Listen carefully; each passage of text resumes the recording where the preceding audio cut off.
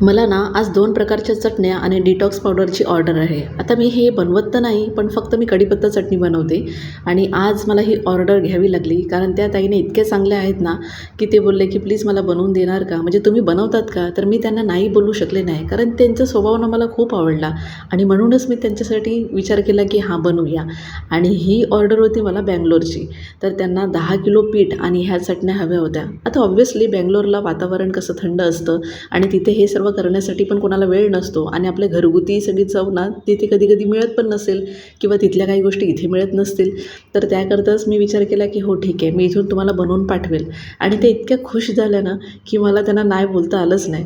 कढीपत्ता चटणी तर तुम्हाला माहितीच आहे, मी बनवते आणि सेल करतेच. पण आज मला कढीपत्ता चटणी प्लस जवसची चटणी, फ्लॅक्स सीड्स चटणी प्लस मला डिटॉक्स पावडर म्हणजे की त्यांना ते पावडर पण हवं होतं, तर मी बनवायला घेतलं.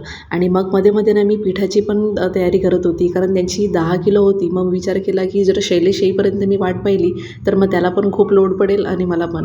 मग त्याकरता थोडं-थोडं करून मी पटापट करायला घेतलं.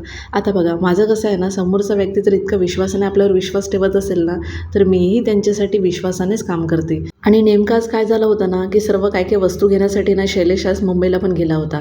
मग तो दुसऱ्या दिवशी सकाळी येणार होता. म्हणजे की वस्तू घ्यायला पण आणि वोटिंगचं पण चालू आहे. तर तो बोलला, "मी वोट पण करून येतो आणि आपल्या काही वस्तू आहेत ज्या बॉक्ससाठी म्हणजे की टेप वगैरे लागतात, तर त्या पण मी घेऊन येतो." तर मी म्हटलं, की "ठीक आहे, तू ते काम करून घे, तोपर्यंत मी हे घरातलं हे आवरून घेते."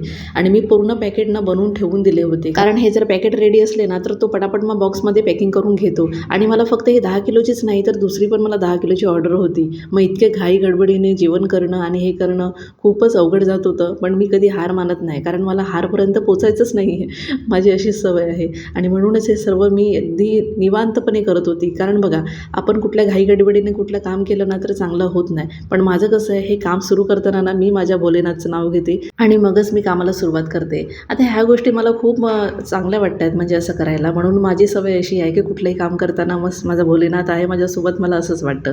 आणि दुसरी गोष्ट अशी आहे ना, की माझी मम्मी नेहमी बोलते, "तू मेहनतीचं करून खाईल ना, तर तुला गाढ झोप लागेल रात्री आणि सकाळी निवांत उठेल. आणि चुकीच्या मार्गाने जर कमवून खाल्लं ना, तर तुला झोप पण लागणार नाही आणि प्लस तुला टेन्शन राहत जाईल." चला तर मग भेटूया पुढच्या ब्लॉगमध्ये. तोपर्यंत बाय.